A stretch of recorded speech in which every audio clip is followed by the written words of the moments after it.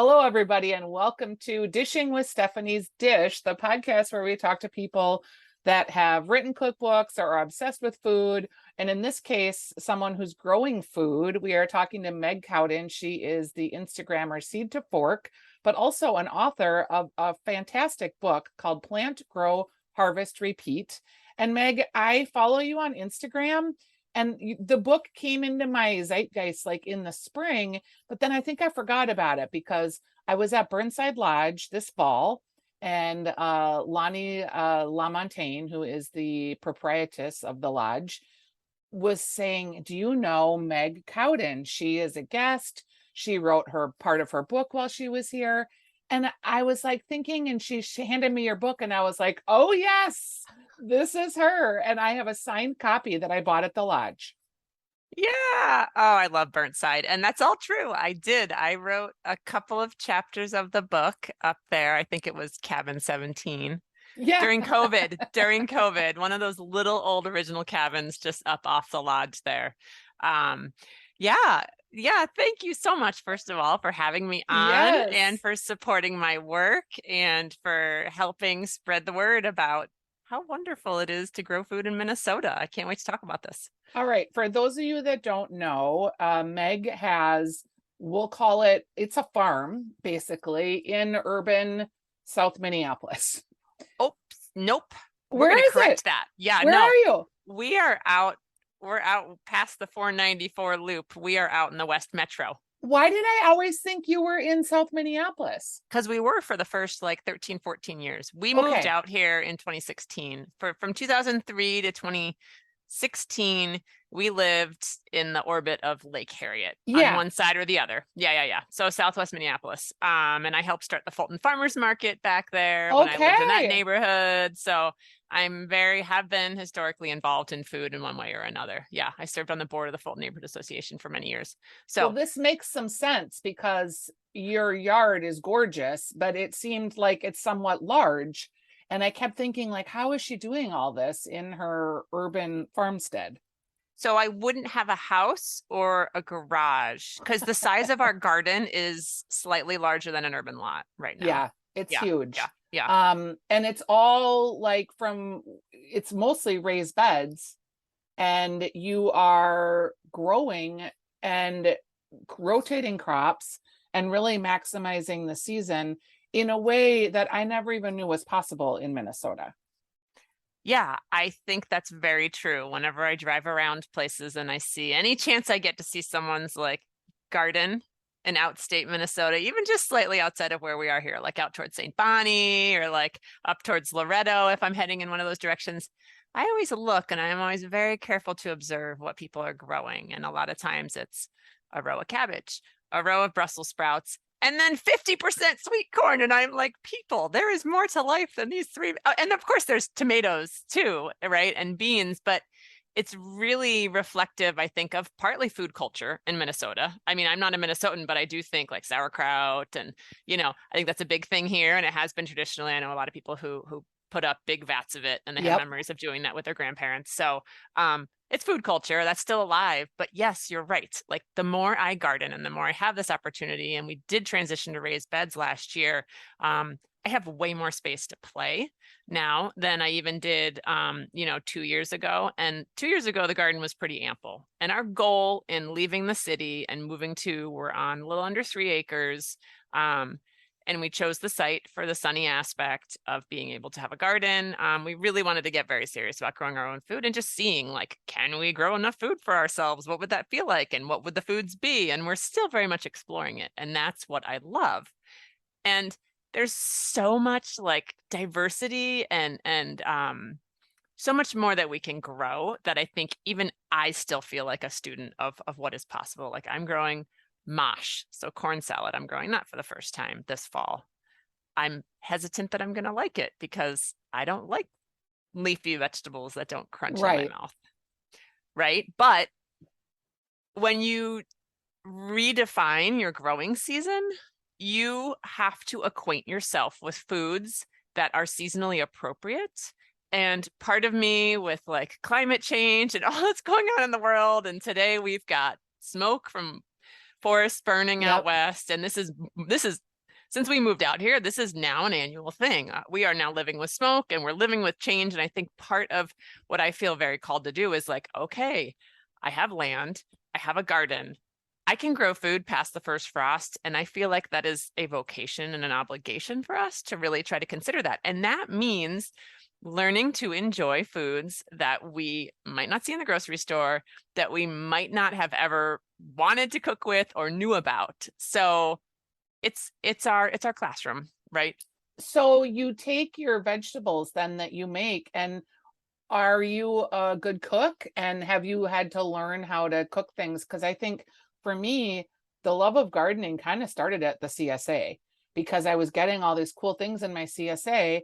And I thought, oh, well, if they can grow these things, I can probably grow these things. And then I can eat them and not have to feel bad about, if I can't get to the CSA because I'm at the lake or whatever. I was like, I can just plant these things myself. Yeah, yeah. I would say my husband is more of the chef of the house than I am. The kids would say that too. We have different eating styles, right? Like the way my mother raised us with like my go-to would be like a comfort like red sauce with pasta or like a quick primavera with like summer vegetables, and my husband doesn't enjoy that. So like so we end up sharing the cooking. Like tonight I'm going to do a fresh loaf of sourdough, fresh vegetables, and we're doing fondue. We're doing a quick dinner, but it's going to be fresh vegetables from the garden. It's just going to take a different form, right? Very quick, fast And food. what would he do like if he were cooking today, just as an example? He might do a stir fry. He likes to cook. He really loves to do more elaborate, like slow cooked meats, and he likes to cook stews. And we've got two somewhat picky eaters. They don't intersect with what they enjoy eating in terms of vegetables a lot, so we have to cook to one or the other. Let's not get into the parenting thing. That's not what we're Yeah, here to talk and about. trying But to get your kids to eat vegetables. yes, yes, yes. So yeah. So on the weekends we do a lot of cooking together, but we love like just slow cooked, like a cassoulet with Yeah. like all of our garden veggies and things like that. So, but we also we love a lot of Mediterranean dishes. So we've been doing a lot of like fattoush and like baba ganoush, like our smoked paprika or smoked Yep. eggplants. And so, and we've got corn coming into season again. So that's a good problem to have. Yeah. So I am like somewhat of a food hoarder. I can't really throw anything away. So I'm like always having a stock bag going in the freezer. And I have, 12 quarts of tomato sauce canned right now and the pickles. And it's my husband and I, and then my daughter and her partner have a house. And I'm, always trying to foist my stuff on them. But do you ever get overwhelmed with the amount of food you have? And do you give it away? Are you like the crazy lady coming down the street with 12 zucchini and they're like, oh God, here she comes again?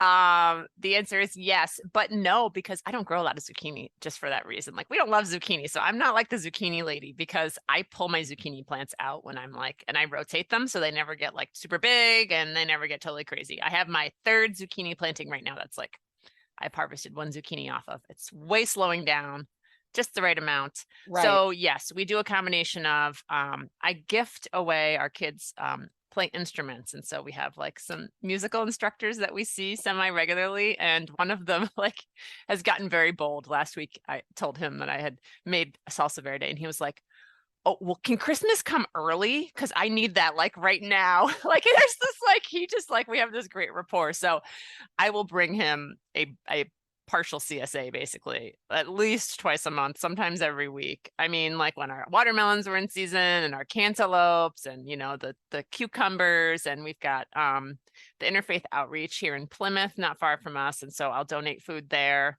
I'm a master gardener with Hennepin County, and we're doing individual donations this year. We do like a Gardens for Good program where we grow and donate. Our neighbors love us, so anytime we want to give to neighbors, my husband's coworkers. It was hard during COVID because he wasn't working in an office, but Yeah.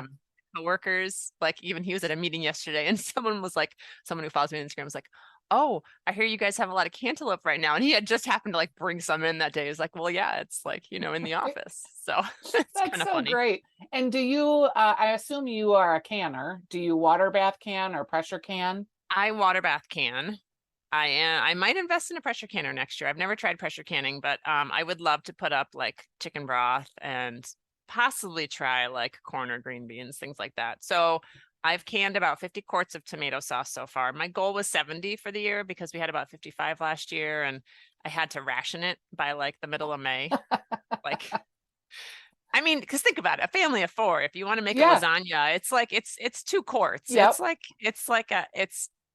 And so for people who are listening, that's 2 quarts of sauce is 4 pounds of tomato sauce, which is more like 10 pounds of tomatoes that I have roasted and boiled down and stuff. So that's a lot that goes into one meal. And one of my kids would eat chili or lasagna every day. So that's 8 quarts a month. So you do the Right. math, and like 50 is not enough for us. And it goes fast. So yes, we did salsa. I do pickles. I canned beets this year for the first time. We do dehydrating. We're smoking and dehydrating our paprika peppers right now. And then I grow a lot of things that I'm lazy. Like I like to can, but I also like foods that are shelf stable. So that's a big push for us is Like, what would that be an example of that? popcorn. So growing your own Wow. popcorn, Yeah. I had a huge popcorn harvest last fall and we still haven't, it was big. I actually didn't grow popcorn this year because we have so much left over. It's still sitting on a cob. Some people say you have to take it off the cob. You don't have to take it off the cob. Well, I guess there's more than one way to live, Stephanie. Like we know this, right? Like, so I leave mine on the cob in our closet over there. And when I'm ready to use it right now, I pull it off, I put it into a glass jar, I drop a couple of drops of water in there, I swish it around and I throw it into my whirly pop thing. So Wow. stovetop. So Yeah. popcorn, cornmeal, is another corn, so another dry corn that we grow. And we haven't bought cornmeal in a couple of years because we've been growing cornmeal for a few years now.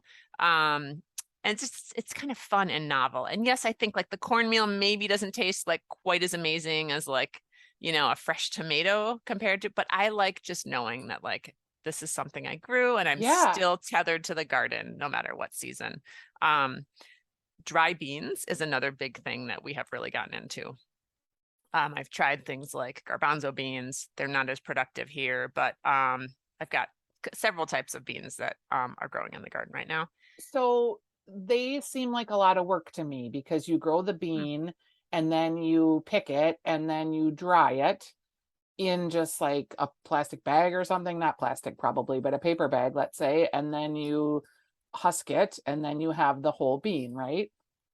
Yeah, there are ways to shortcut that process. Personally, I look at that as like a fun way of deepening kind of my meals. So yes, so I am currently harvesting dry beans, the pods that have kind of gone yellow and you can kind of feel the beans are kind of loose in there. I'm pulling them off the plants and I'm putting them in baskets that have airflow and I'm going to leave them and I will sit when it's fire season here and I've got the wood fire going. I'll sit and turn on Netflix or stream the Great British Baking Show and I will shell beans. I love So you. You are like my spirit animal. You really are. Like, because that sounds like my perfect day right there. yeah. So, I mean, so I like it because it takes my gardening season and brings it into the cold months where I feel like I'm still doing a garden related task when I do not want to be outside and I really can't be outside. So, yeah, it takes a little bit of time. You can do things like throw them into like a pillowcase and smash them against a wall. And you can like put them in like a metal like 55-gallon drum and run like a Yep. weed whacker or something. There's ways. I'm sure TikTok or YouTube has lots of viral videos on how to get Pick your beans. beans. Yeah. Yeah. I was gonna say husk them, but that's not the right word. So yeah, no, I think beans are worth it. Some of the bean varieties we grow are highly productive. I mean, we grew like 14 pounds of dry beans. And the Wow. thing so here's the thing that I'm learning with the more dry foods I'm growing, which is really weird. It's fascinating. So dry beans, you buy them in the store and you have to like soak them and then they take several hours to cook. These beans that come out of my garden and they're dried, but because they're still kind of fresh, they cook in like half the time. I'm Yeah. talking like they take no time at all to cook. So it saves you your cooking time can be cut down in half Yeah. sometimes, Well, and which the is pretty Instant amazing. Pot was like a game changer for me because I would never have used a pressure cooker. But the Instant Pot, like you can make beans so much faster. Do you have an Instant Pot? I just got one this year, but we used to, one of our wedding gifts back in 2000 was a pressure cooker.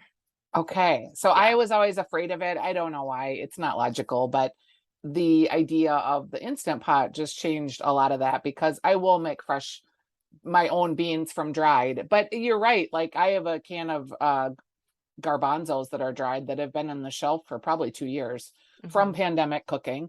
So when I plan to use those, I'm going to have to plan for a lot of extra time because just the beans are so old. Yeah, I think we read that on average, beans that are on the shelf in grocery stores are like 5 years old. Oh, that's so gross. That's just like too long. They're shelf stable, and you think about the nutritional value of, say, the beans that I'm cooking with versus like the beans that Yes, are store something bought. that's Yeah. been there for 5 years. Eek. Well, that could Well, make me it grow may, yeah, beans. yeah. The other thing that we grow now every year, it started last year, is sesame seeds, and they That's are, weird. I love it. and they even like, so my seeds right now that were still, I mean, I have like a less than a quarter cup left from last year. I'm like tiny bit, I'll toast a tiny bit and it goes on a stir fry or go over some veggie rolls. It still tastes absolutely out of this world, the Oh, freshness. And you think, yeah, oh, I wonder how old sesame seeds are sitting in the pantry aisle. right. And would you ever make oil with yours? Like, is that something you could do? I mean, sure, but I'm not growing that many.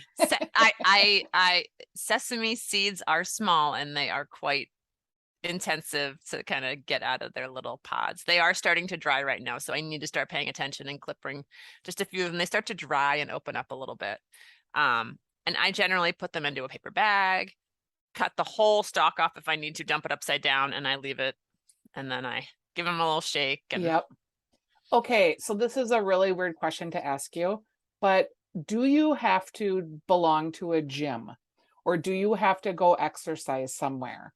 Or do you get like a lot of exercise literally just being outside in your garden every day? oh, I definitely need supplemental exercise. Okay, because I'm just curious if, Yeah. I'm working too, so I'm not in the garden every day, but I'm like, when people farmed, they didn't go to a gym. They did their gardening chores, they walked back and forth, they were bending down, holding things, lifting things. Yeah. I would say um certain times of year are definitely more active. Like, middle of April to middle of July are like, some days I'm out in the garden for 8 hours or more, Yep, and the children are ignored. They're old enough to be ignored, so it's they're okay. happy. Yeah, they're like, oh, good, mom's not asking me to practice my instrument. Um, but yeah, like right now, I mean, we're gonna get into a push again, but yeah, no, I still enjoy. It's not the cardio workout that, like, like Yes. you got to get your heart going to keep your heart healthy, like the cardio. I mean, but yeah, weightlifting. I have started weightlifting again actually recently. So yeah, When that's you a good. Yeah, I was sorry. just curious from an exercise standpoint. Now, talk about writing a book. Had you written a book before? Because your book is real detailed. It's got graphs, it's got charts, it's got things to do seasonally. So right now we're coming up on the fall season. Like, what can you do now to make your spring season easier? How long did it take you to write the book? Good question. This is my first book. I had wanted to write a book for a long time. Like, I wanted to write like a historical fiction. I always knew I wanted to write a book. I'm one of those non-traditional. My life has not taken a traditional path, Yep. and it's worked out okay. I'm very lucky that way. Um, it took about a year to write the book, and the photographs are a combination. And I did all the photography.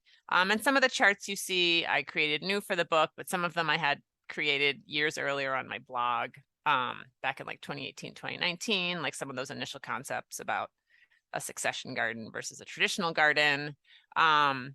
But yeah, so I came up with the idea in the fall of 2019 and pitched it to my publisher, Timber Press, and they totally fell in love with the idea and thought it was a novel and just a novel concept and something that the garden literature hadn't covered yet. And they were very excited to support my writing and everything. So I felt pretty lucky. So yeah, all the photography, all the words, it's all me. All the photography is hard, isn't it? Like I found that to be the hardest part of the book. for me to, when I did my cookbook, like to produce the photography was, I don't even know. I was like, what the heck? Yeah, and I really tried to be good about using my tripod. And keeping my lenses clean. I'm a terribly dirty person. There's dirt everywhere. And so like sometimes my photos, like right now, I know my lenses need to be clean because I think there's like specks on there. Cause like when I think it's a nice photo and then I zoom in and I'm like, oh, there's gotta be something impeding Yeah. this. Like, yeah. So yeah, but it's worth it though. I enjoy the photography aspect, when I was diagnosed with fibromyalgia by the Mayo Clinic back in like 2017, one of the things they wanted you to do as like part of their pain clinic and their like kind of holistic approach to how to live with chronic pain was to choose an activity like that you enjoy doing and spend time on it, like 30 minutes a day. And I'm like, oh, photography. Like I am pain free when I'm focusing on capturing a photograph, you know what I mean? So it's kind of it's a grounding activity for me, and it really helps me be in the garden and out in nature and really connecting to, especially the insects. I love like seeing the insects that are Yeah. around and how they change and how the populations shift across the seasons and stuff like that. So, Do you have any of the Asian jumping worms, and are you concerned about that? oh, I'm certainly concerned about it. I have not seen any in our garden yet. So, I have them in both my gardens, and it oh really, no. yeah, it's such a bummer. And I have them up in my Ely garden at my cabin too. And they maybe came, someone said I could have brought them there from my shoes and it's just such a bummer because, they're just gross.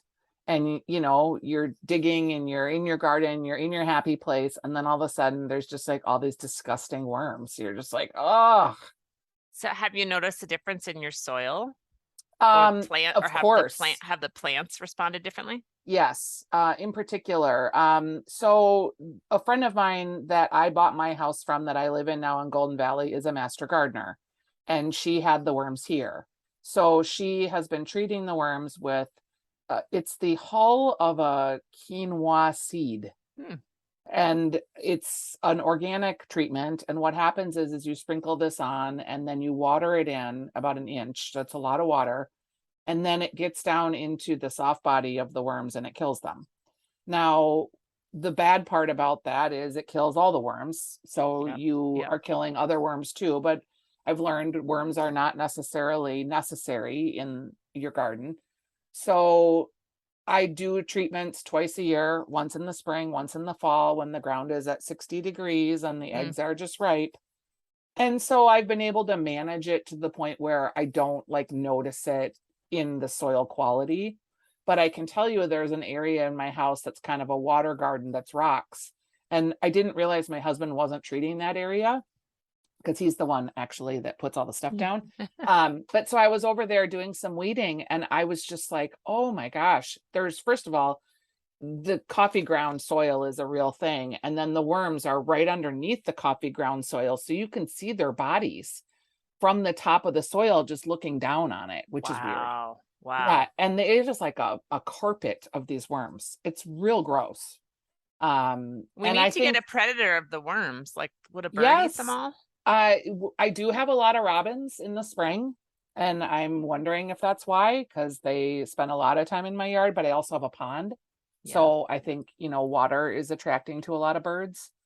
Yeah, it's just a crazy, crazy thing. And when you're like pulling up beets or whatever, it's gross because you just see them all in there and you're like, wow. Mm. But I do just try to keep managing it and I try not to let it bum me out and I just keep going. Yeah. I'm sorry it made it up north though. Yeah, That's like bitter. That's pretty bittersweet. and it's also in like this because I wonder now. So now it's in my garden, but it also will get into the ground. It's in the Chequamegon forest, it's in the arboretum. So I don't know what that will be like because up in Ely, where I am, it's really rocky and the soil is really different in the Right. ground than it Right. is down here. So I don't know if they'll just thrive in the garden and eventually stay there or if they'll get into the forest. I don't know. It's just a Mm. bummer. It Um, is. It is. and you have a lot of predators too. Like I'm assuming, do you have the Asian beetles and do you have things from a pest control standpoint that you're trying to work through? Oh yeah. And really like now that we're gardening on this scale, I feel like we are seeing more pests as the years have gone on. So not only like more numbers, but I'm like, oh great, now I see this pest. And like part of it, I swear, is awareness, because I didn't used to know what a squash bug was because I never had issues, right? And now Right. just a couple weeks ago, I was pulling one of my squash plants out, and what did I see? Because like some of the fruit I had harvested was like pussy and gross, and I knew something, but I didn't know what it was, because for me, I really don't go out and like seek the knowledge on everything. I only look for the knowledge that I need to teach me what I'm learning and what I'm seeing at the time, right? So I Yep. don't consider myself an expert in everything. I'm just an expert in what I've had experience with. And so I was like, oh, what could this be? And then I pull the plant out and there's like squash bugs on the soil. And I'm like, okay, that might have been a squash bug. So, but they're not everywhere. So I really take kind of a holistic approach. And then in my book, I talk about this with like my perennial flowers, I think is just such an important part of our little micro ecosystem. So we've got planted prairies surrounding our garden, and what that brings in is it brings in just a really diverse range of insects, which can be, some of them are predatory. We have tons of predatory wasps here.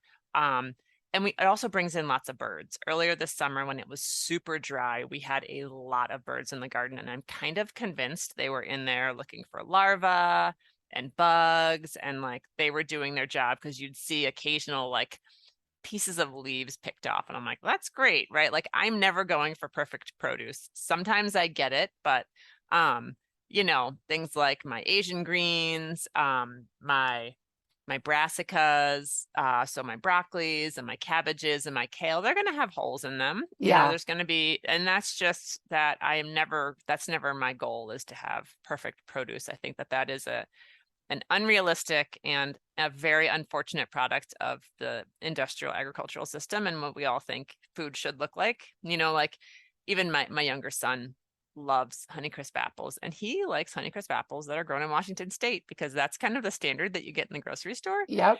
And we're pulling apples off of our trees right now, and they've got little soot marks, and you got to be careful and cut through, because you might run into a Yep. worm. And I mean, we're organically managing, but it's a lot of work to grow an unblemished apple. Like it is a lot of inputs. And even if you're doing it organically, like just because it's organic does not mean it's better, because organic pesticides are as lethal as conventional ones. So Sure.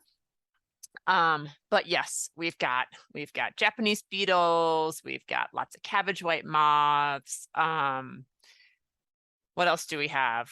I found I had worms, and they weren't big, but I harvest cabbage, and you get the little worms in the bottoms, and you have to like soak them in the salt water, and the the little, green ones, little yeah. green ones, or yeah, Yep.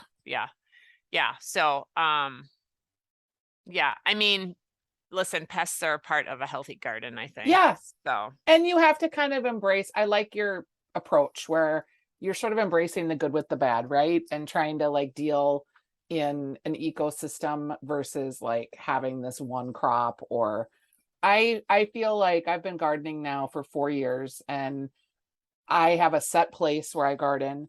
And I feel like I need to kind of have a year of regeneration. I just feel like this year was kind of a dud. mhm. And I think I haven't put enough things into the soil. And maybe I just need to do a whole bean rows one year, and just I don't know. I'm gonna read your book and try to figure out what I need to be doing better. And I love that you grow kuka melons too, because I really am crazy about those little things. Are Do you you eat? crazy about them? Oh God, I just love them. I love eating them off the tree or the plant. I love putting them in drinks. I think they're just so cute. Yeah, yeah. And they're kind of a worthless, I mean, like you can't do a lot with them. Um it's not like a cucumber and the pickling and all that, but they're just so fun. I'm obsessed with radishes too.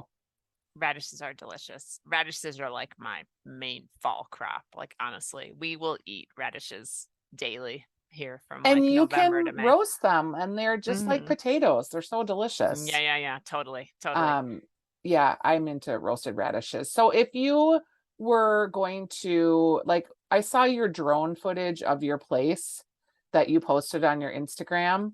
And I was like, I just was obsessed with it. I like watched it all the time just to see, like, it was so inspiring to think like anyone can do this, really.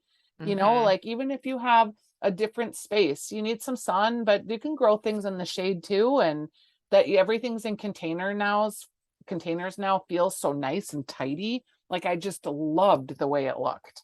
Yeah, and we started with in-ground beds. So we did not transition to raised beds. And we did in-ground beds because it was the fastest and most economical way to get a garden up. We moved here in the summer of 2016. We wanted to plant trees in April of 2017. So we got the deer fence up, cut a few trees down, and we got the soil amended. And we knew that we were going to transition to raised beds eventually. And it also coincided with adding irrigation, which turned out to be, I mean, it was a huge investment. Basically, you have a cabin, I have a garden. Is basically, Yep, for I mean, sure. like this is our cabin, like we did Yes. have land outside of the Twin Cities at one point, and we didn't spend that much time there. And so this was like, okay, we are going to reinvest and we're going to make a space that like, that is kind of our second home. Like we spend, that is where we convene. Yeah, It's where for we hang sure. out. Yeah. It's where I have a lot of meetings whenever I can. So, yeah, it's totally doable. I think the biggest thing is to really, if you want to start, is you're right, sunshine, soil health is huge. Nutrition, I think the biggest thing people do is either they don't know enough about their soil, or they just assume they can just put something in the dirt, like add compost and get a soil test so you know what kind of pH you're dealing with, and if you have any major, deficits in your soil. Um, and then water, right? So water, sunshine, and good soil are like the three biggest keys. And when people have issues, I always start there because it's like, oh yeah, I'm growing in shade. It's like, well, that could be why your tomatoes are not flowering, Yeah, or oh yeah, my soil is sandy. Well, then you're gonna need a lot of compost and you're yep. gonna need to be like foliar feeding your plants because sandy soil, all the nutrition just goes right through that soil and it doesn't hold. So, yeah, Is a yeah. raised bed for you? Why did you decide to do raised beds? Do you feel like you would get better produce, or do you just like that it's tidier? Why the raised beds? Maintenance, and for my chronic pain, I wanted to not have to be like bending over quite as much. I wondered about that. Yeah, we're not getting any younger. Yeah, I I mean, know. we're still on the young side, but like if we want to do this for another, 30 or 40 years, we needed to have a garden that really felt like it was accessible for us as we start to age. I mean, we're definitely starting to feel like we're getting older. And yeah, I mean aesthetics, but I will say honestly, our in-ground beds, I feel like, well, a couple of things have changed. So we went to raised beds and then we hit that nasty drought last year. And I feel like we're still haven't really broken it. But those two things coincided with an explosion of grasshoppers on our property and a dearth of amphibians. Like we do not have a lot of frogs or toads right now. And one of my theories is not only the drought, but raised beds dry out faster than our in-ground beds did. I mean, I was notorious for like when I used to edge, we used to hand edge all of our beds Hmm. twice a season. That was a huge amount of maintenance. We did that to keep like any of the pictures in the book where it looks really trim and tidy. That was like Yeah. right after we edged. And that is like, moments in time when I was like, I better take a picture of this. um, but I used to like dig up toads, 6 inches down. I'm seeing very few frogs and toads in the garden. And that's a big loss, a big ecological loss for us if that really is the case. And we're gonna have to figure out a way to add Put a moisture and pond. Put a pond in if you yeah, can. I know, but do you think one pond in that area you think they'd hang out? They'd like jump around and then go back to the pond? I don't know. I don't know either. All I know is I never had a pond before, and I have a pond, and it's like a self-filtering with greens in there. The master gardener lady put it in, thank God. Mhm. But I have more frogs and more bugs and more birds than I've ever noticed before. I even have frogs that have the like suction cups on their feet The that pale almost look pale like green ones? rainforest frogs. Oh yeah, Yes. those are tree frogs. Yeah. I'd never seen those in an urban environment before. I'd Yeah. seen them, out in the woods, and I'd certainly seen them in the Caribbean or down south. But yeah, I don't know. Yeah. I end up with lots of these frogs, and I've had a few lizards, some snakes. Yeah, we have snakes in our garden. I'll see snakes and rodents. Um, so yeah. So yeah, I mean, I would say there's no one perfect way to garden. Yeah. I mean, you've got to obviously there's resources and time, and I really think like growing what makes you happy is the most Yeah. important thing, And you know. also what you're going to use or eat, or what you can give away, too. Like I'm planting a lot of tomatoes, and maybe I don't need to plant so many next year. I don't know. I'm just like, how many quarts of sauce can I make? But Meg, I might have to give you some. I would seriously drive and take some of your tomatoes right now because I would love to. I need like another 40 pounds of tomatoes. Okay. All I right. need, maybe we Just talk. to get through this season. Or otherwise you're going to be like at Whole Foods with the sad can of San Oh Marzano. no, I Just don't want like, to have to buy oh, a can of tomatoes this winter. yes. It So, won't be so until the funny. spring, but I think it's going to happen. All right. Well, I just have loved talking to you. Your book is wonderful. It's Plant, Grow, Harvest, Repeat. I am a big fan. I can't wait to keep following you. I'm going to take this book with me on a van trip for the next 2 weeks. We're going on a book tour for my cookbook, and I'm taking your book with to read it because I'm going Oh, to be inspired, and reevaluate my garden next year and figure out what I'm going to do different. So thank you oh, so much for being a guest. thank you so much. And Yeah, it was great really, to talk with you. I hope you have a great book tour. Thank you. I appreciate it. And we'll maybe see you up Burnside next summer. I hope so. Okay, we'll talk soon. Bye-bye. Bye.